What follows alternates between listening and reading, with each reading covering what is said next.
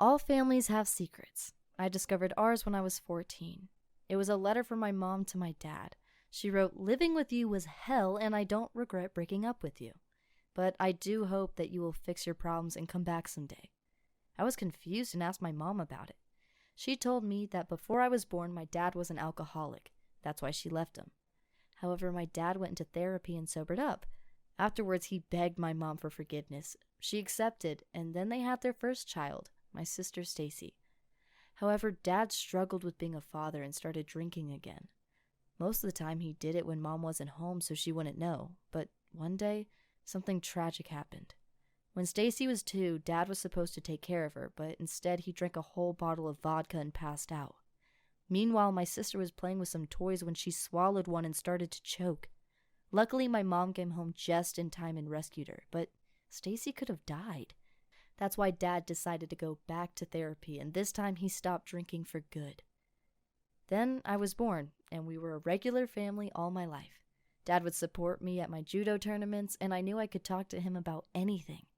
But then one day my dad went to a wedding of his colleague. When he got back, he was covered in bruises. He admitted that he'd gotten so drunk that he fell over a balcony, and only by luck he didn't suffer any serious injuries. He promised it would never happen again, but soon he started going to bars every night. Mom was pissed, so they argued a lot. I think that's why my dad spent even less time at home.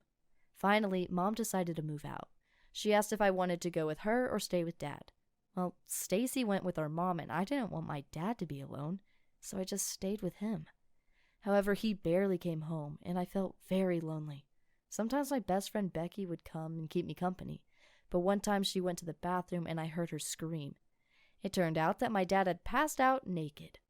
Becky thought he was dead, but I knew that he had just drunk too much alcohol. Luckily, Becky didn't tell anyone at school what she had seen at my home.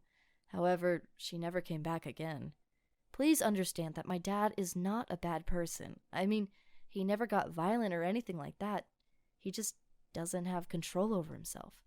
That's why I kept telling him to go to therapy again, but he wouldn't.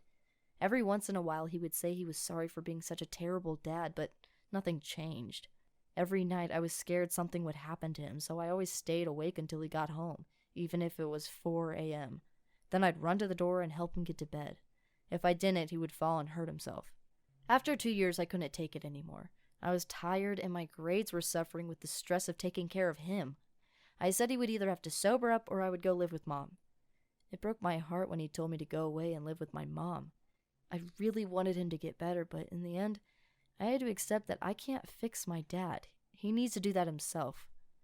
But when he's ready to quit drinking, I'll be there for him.